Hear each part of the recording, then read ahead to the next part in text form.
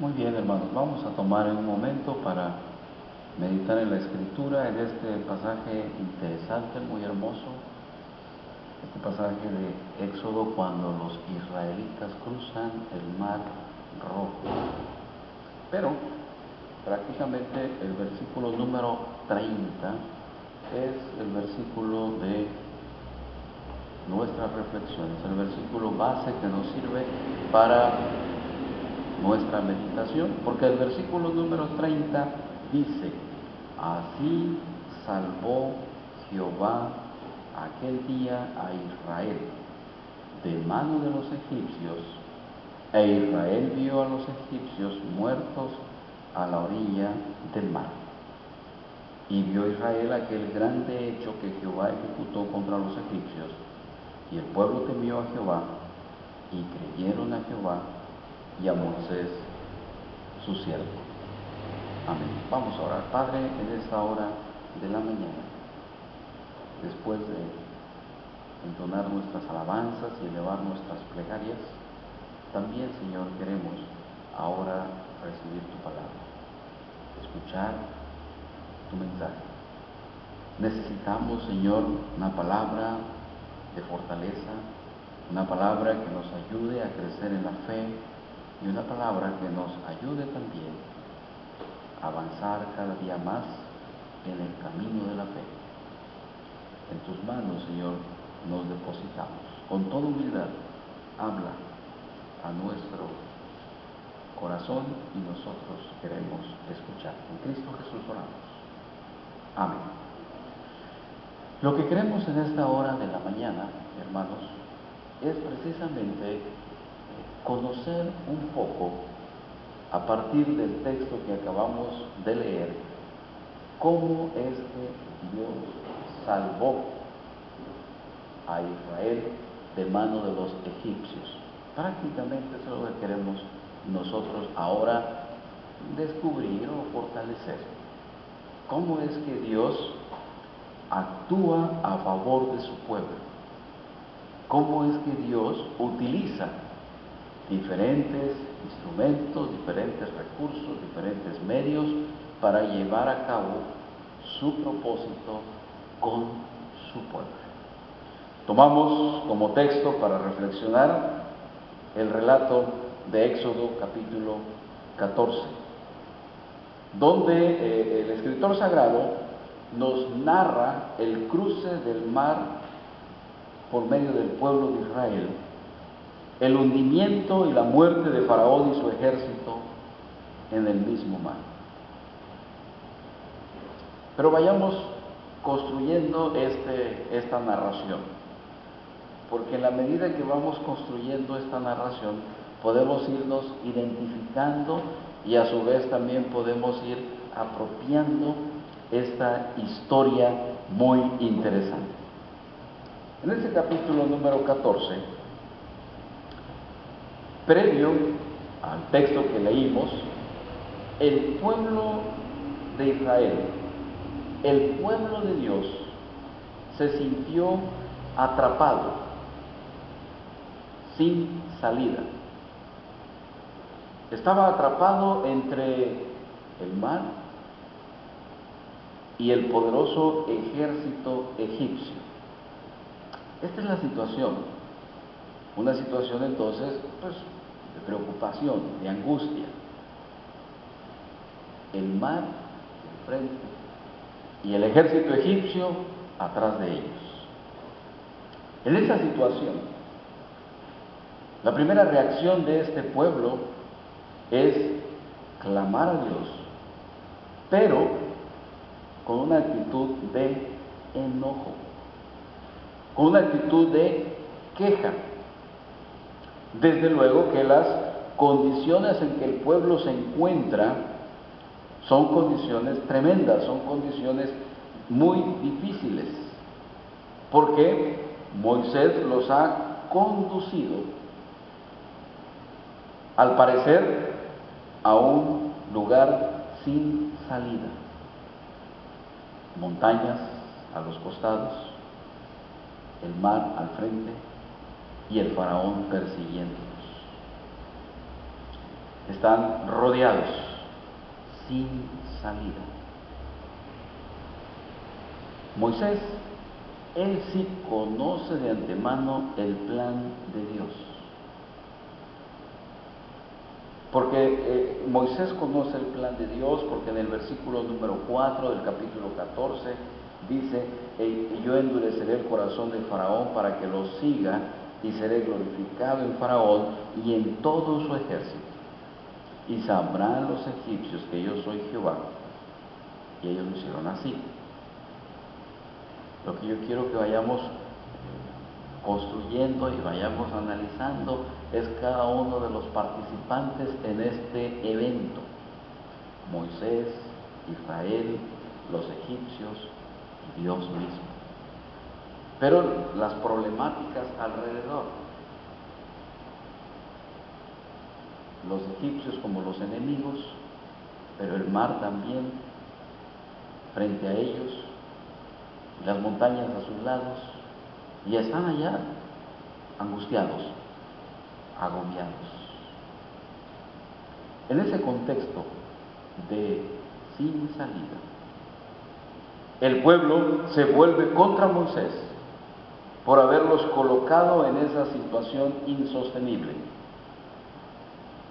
Y el pueblo mismo se lamenta de no haberse quedado en Egipto sirviendo a los egipcios. El versículo 11 y el versículo 12 del capítulo 14 así lo declara: ¿no había sepulcros en Egipto? ¿Por qué has hecho así con nosotros? ¿Por qué nos has sacado de Egipto? ¿No es esto lo que te habíamos hablado cuando estábamos allá? Mejor nos fuera servir a los egipcios que morir nosotros en el desierto. Ahí están las situaciones, ahí están las circunstancias.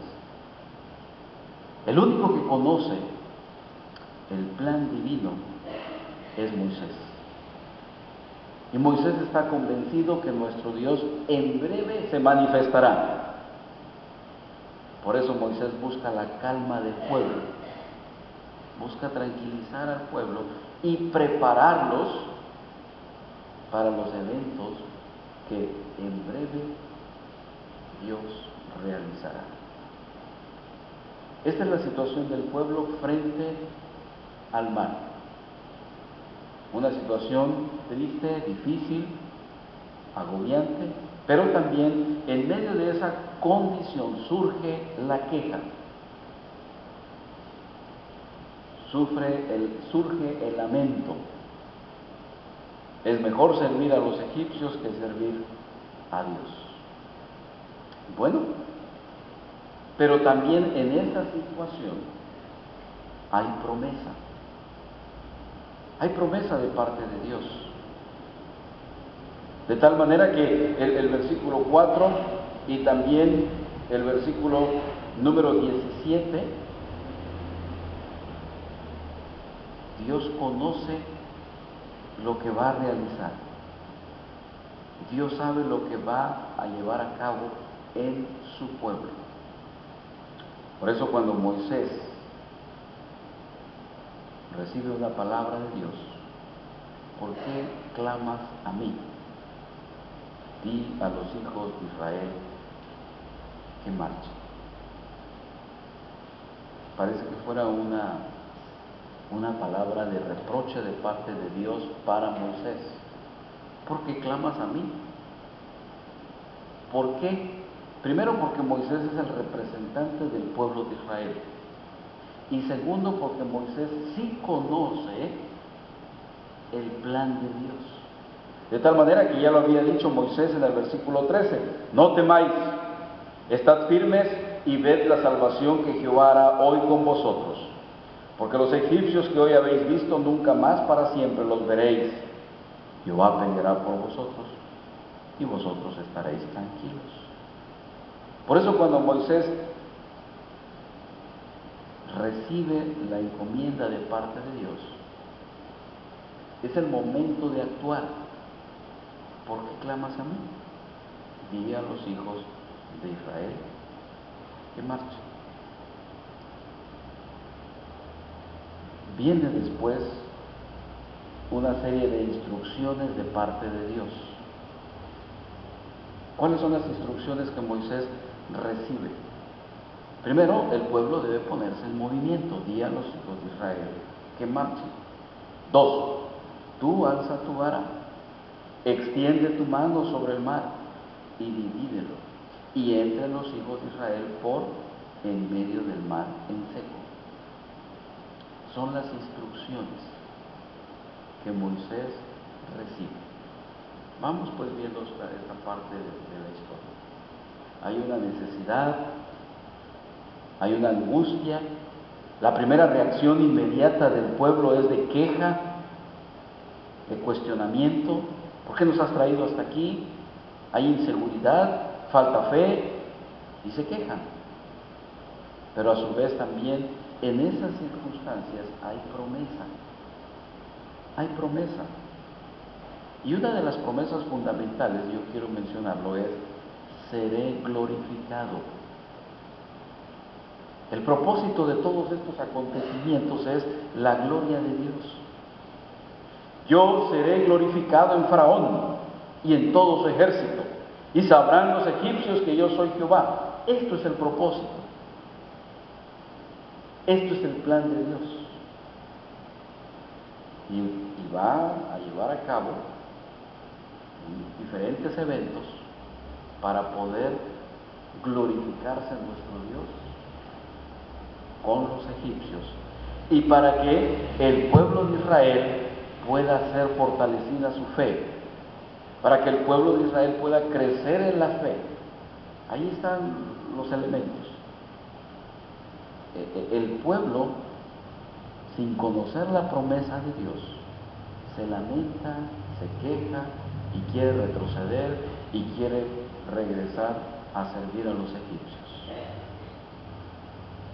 Pero hay un propósito en todas estas cosas. Ahora nuestro Dios instruye a Moisés qué es lo que hay que hacer. Y Moisés comienza a llevar a cabo el cumplimiento de las instrucciones. Y en este pasaje hay algunas instrucciones que Moisés recibe para llevarlo a cabo. Pero también hay algunas acciones que Dios se guarda porque Él lo va a llevar a cabo. Ahí están varios elementos incluidos. Por ejemplo, el texto dice: yo endureceré el corazón de Faraón y su ejército, y ellos vendrán detrás de los israelitas.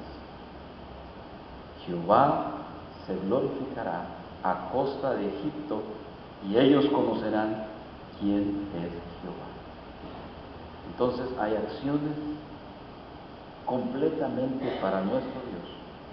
Moisés recibe instrucciones y Moisés tiene que llevarlos a cabo.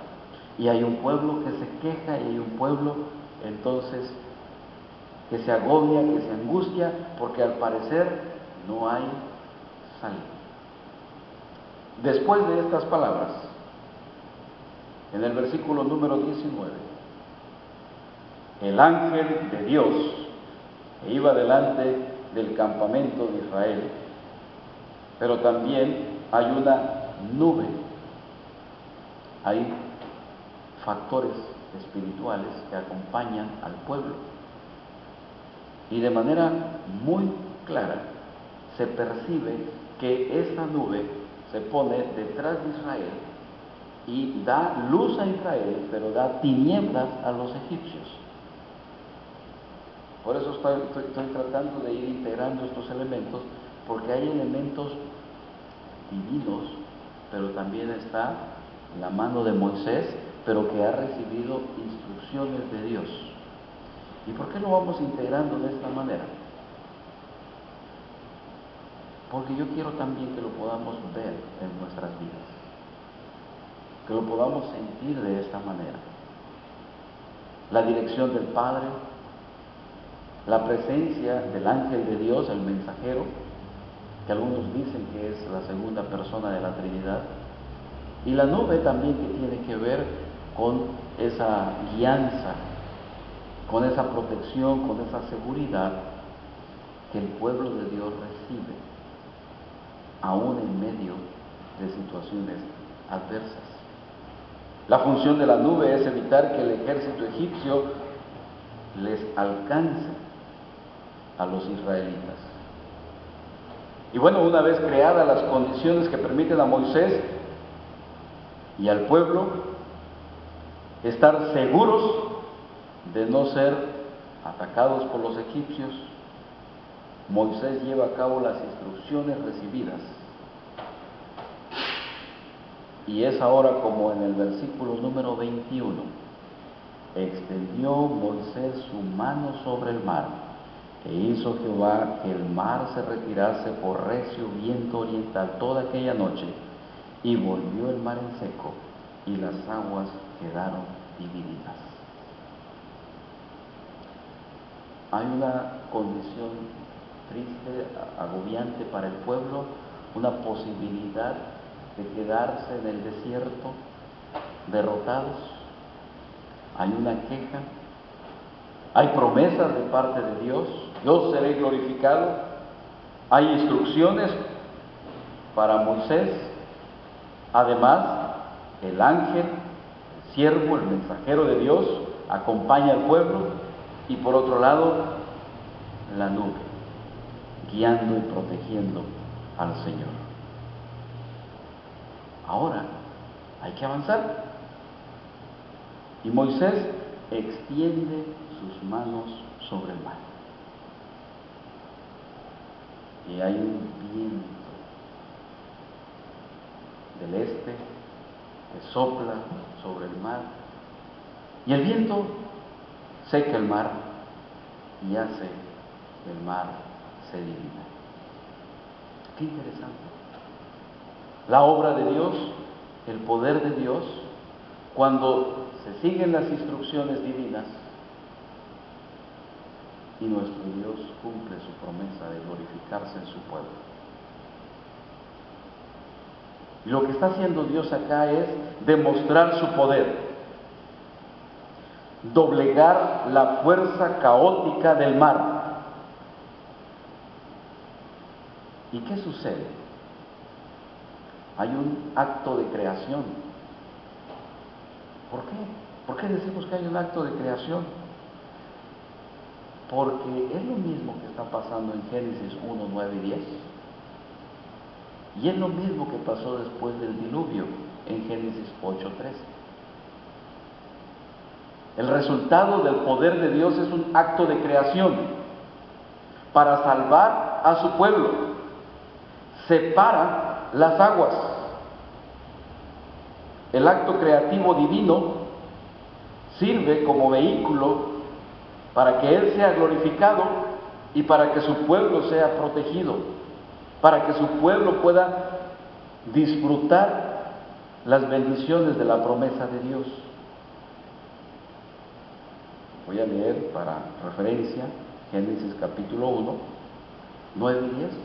Júntense las aguas que están debajo de los cielos en un lugar, descúbrase lo seco, y fue así.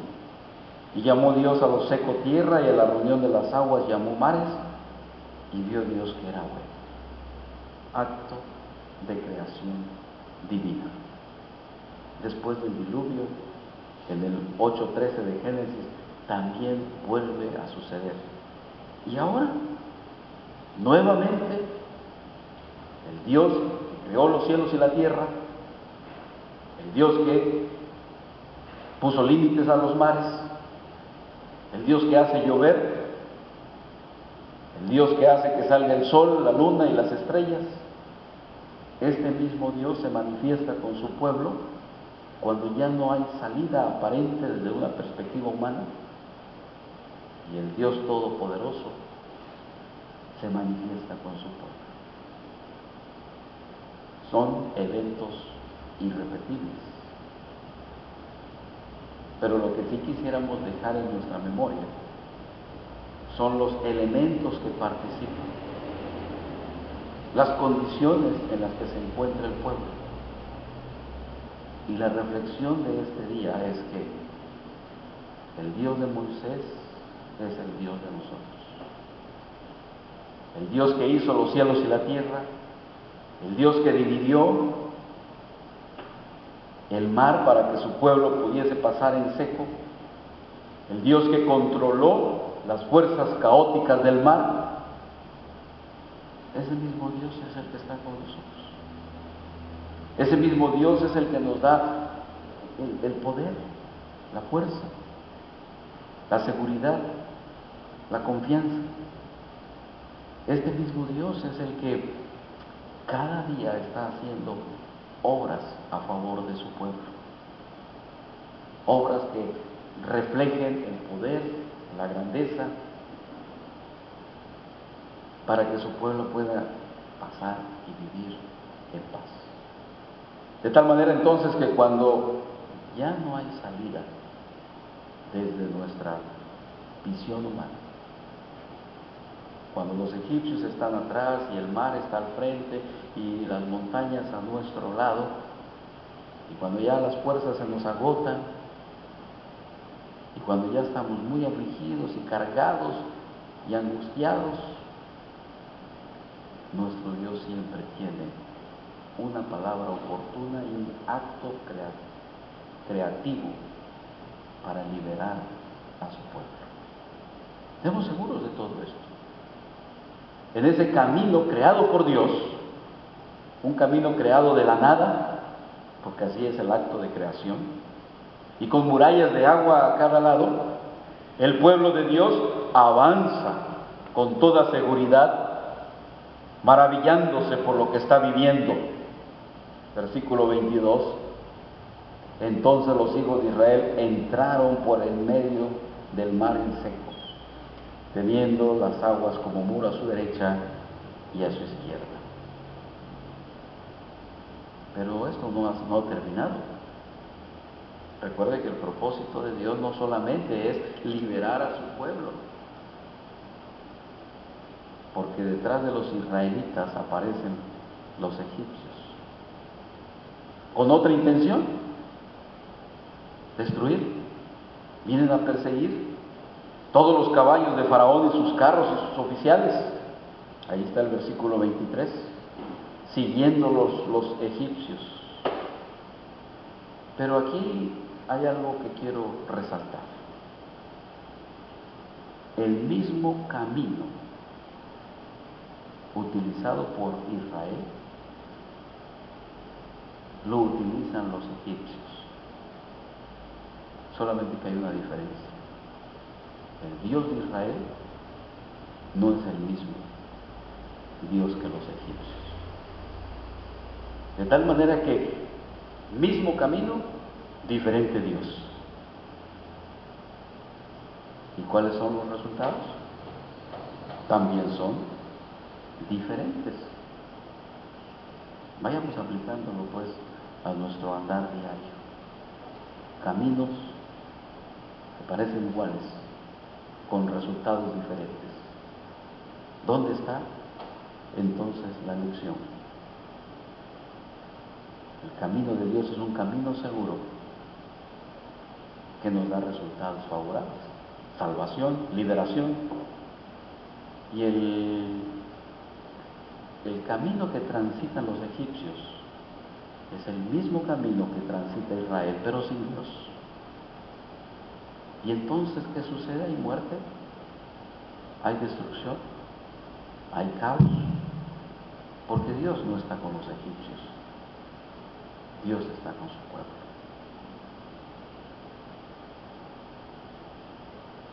Porque Dios lo que quiere es ser glorificado. De tal manera que en la última vigilia de la noche, la Biblia dice que Dios bajó su mirada y confundió a los egipcios. Actúa sobre sus ruedas para impedirles el movimiento. Y en ese momento los egipcios reconocen que no están luchando contra los esclavos, sino que están luchando contra el Dios de los esclavos, el Dios de Israel, que ahora los ha liberado.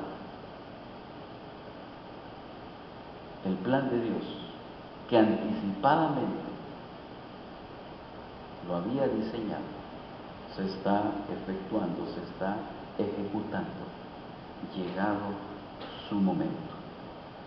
El plan de Dios era que los egipcios conozcan que yo soy Dios. Versículo 4, versículo 18. Eso es lo que no hay que perder en este relato. Dice, seré glorificado y sabrán los egipcios que yo soy Jehová.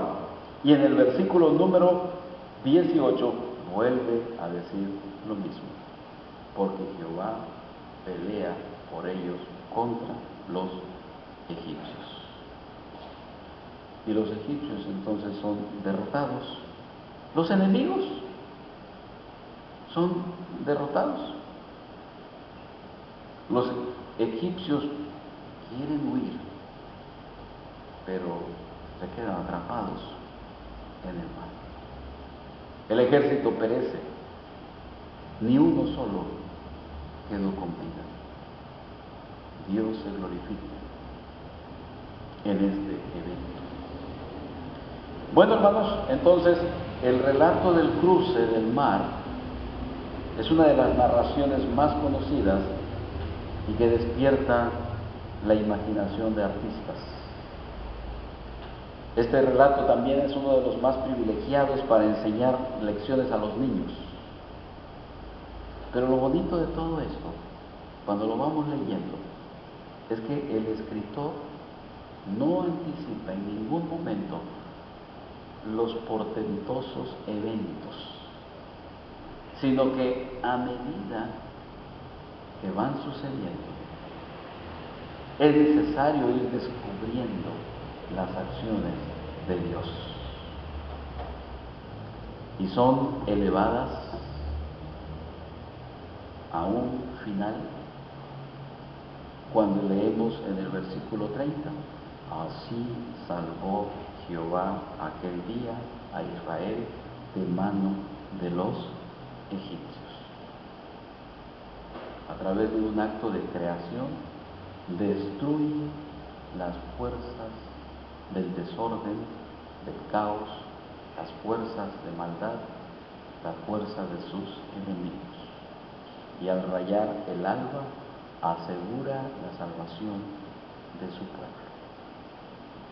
El mensaje de este día es que tengamos seguridad, que vivamos en la libertad en la cual fuimos llamados, que no nos sintamos atados a emociones, a presiones o a situaciones que nos agobian y que parece que ya no hay un camino por donde transitar.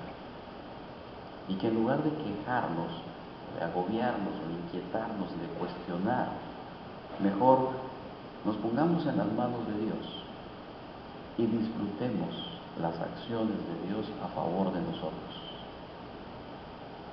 Así como el pueblo de Israel fue viviendo cada momento hasta estar a salvo de este otro lado y ver cómo los egipcios, cómo los enemigos, utilizando el mismo camino, quedaron atrapados en ese mar, Y el pueblo de Dios pide su libertad espiritual, porque a libertad hemos sido llamados, pero a la libertad en Cristo Jesús. Ya no hay quien ejerce esa opresión, porque el poder de Dios se manifiesta en nuestras vidas. Porque cuando ya no hay salida, Dios puede y hace obras poderosas, creativas, de creación, para liberarnos, para salvarnos y para mostrarnos el camino por donde tenemos que continuar. Dice, y vio Israel aquel grande hecho que Jehová ejecutó contra los egipcios. Y el pueblo temió a Jehová, y creyeron a Jehová y a Moisés, su siervo. Somos un pueblo libre por la gracia del Señor. Y en esa libertad crezcamos en fe y confiemos en nuestro liberador, que es Cristo Jesús. Sigamos las instrucciones y disfrutemos las acciones de nuestro Dios a favor de su pueblo. Que Dios nos bendiga en esta libertad a la que hemos sido llamados. Amén.